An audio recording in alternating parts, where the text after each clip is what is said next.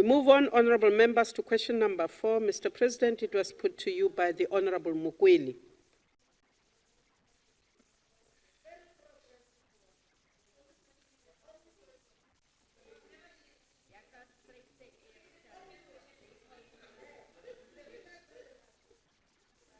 Can you give the President the space to respond to it?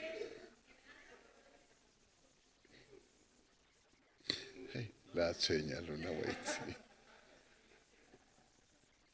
Honorable Chair, honorable members, there is increasing consensus amongst many people in our country, as well as organizations, both within South Africa and internationally as well, that accelerated land reform is essential for inclusive growth and development of our economy.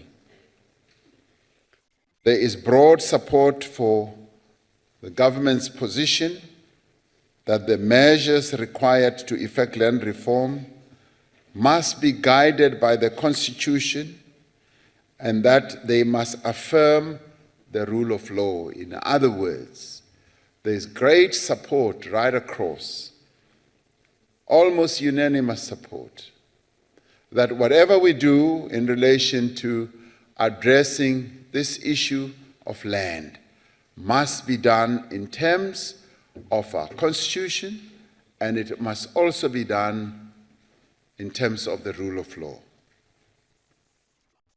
And that as we do so, we must also in the process enhance property rights of all South Africans, underline all South Africans, and not just a few.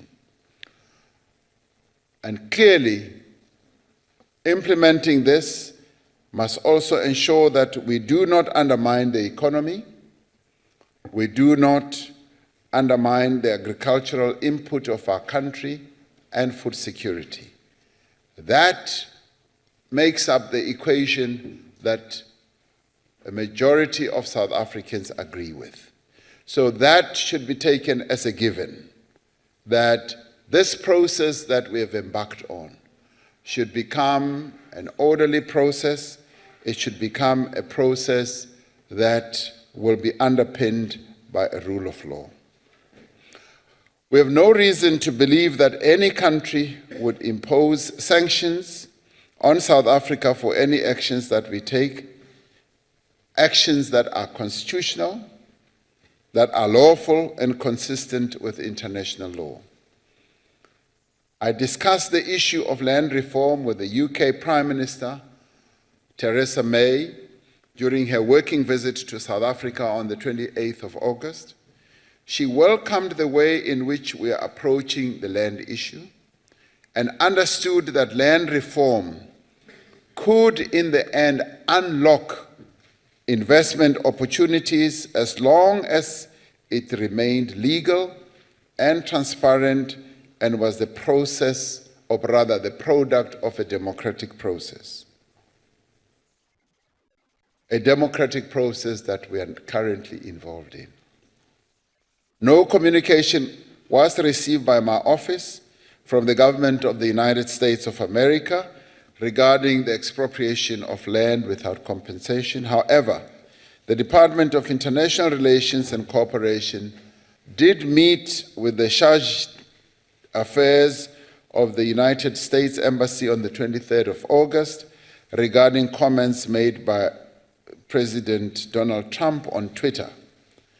The Charge d'Affaires was urged to convey to the government of the United States South Africa's deep concern and to point out that the people of South Africa, of all races, are working together through Parliament and indeed a number of other formations and legal platforms to find a solution to this historic challenge.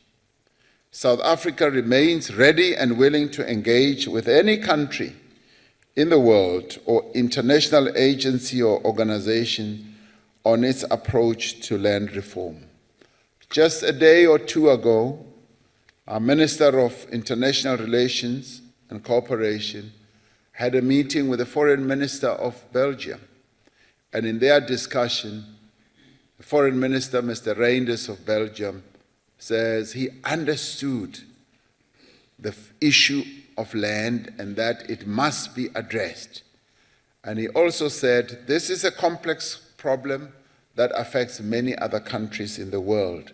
So there was a keenness on his part to say that I understand and you have to deal with this matter and address it.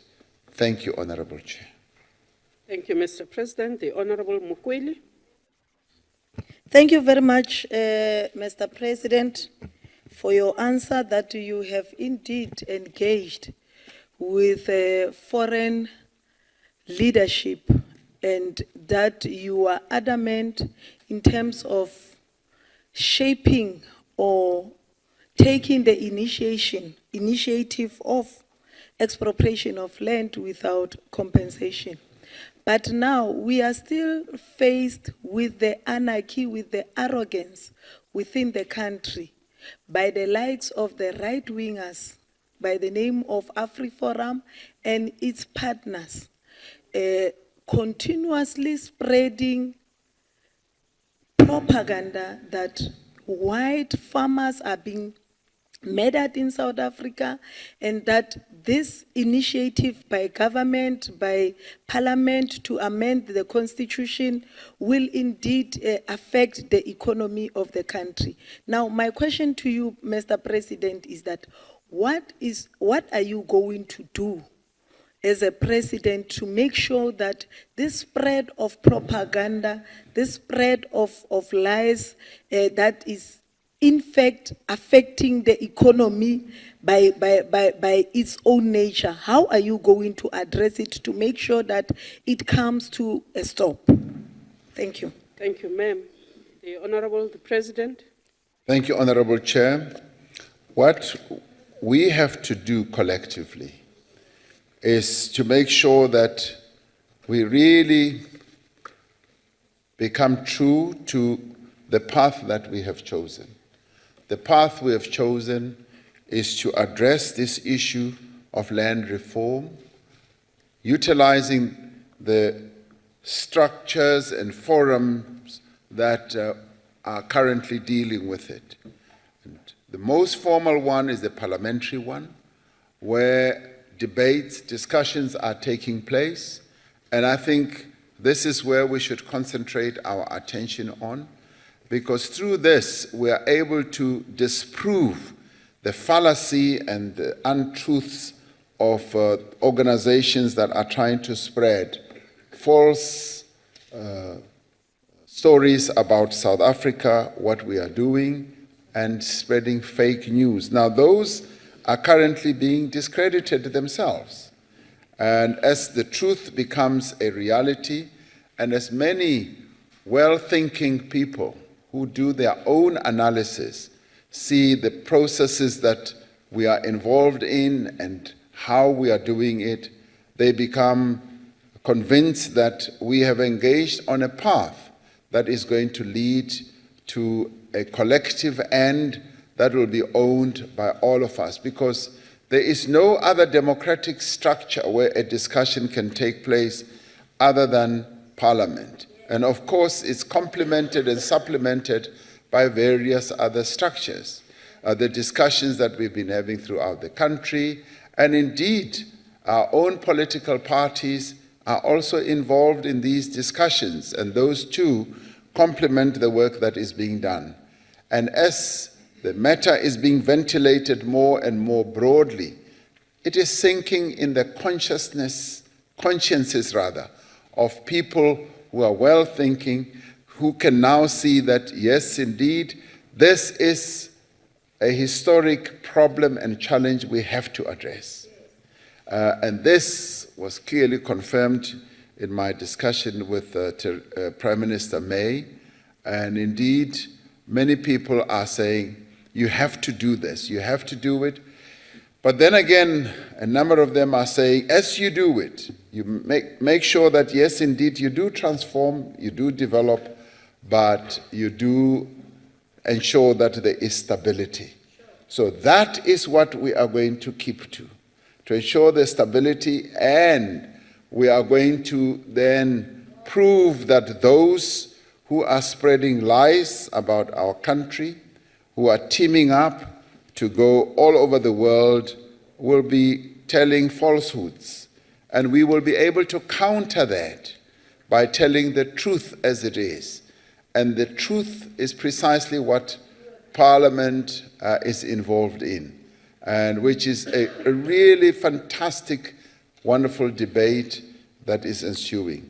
Let us remember that when we also drafted the Constitution, in the year we drafted the Constitution, there were others who ran off and went to other countries in the world to go and scream and shout and complain that, rights are going to be violated. But in the end, their efforts came to naught, because we had embarked on a journey like now. We have embarked on a journey that is going to lead us to a fantastic destination. Collectively, we are going to find a solution for this problem. So that's where we are headed to. So if you are concerned, I would say, don't be concerned. Just relax. This process will end up very well. Thank you very much. Thank you, Mr. President. The Honorable Beyers Smith.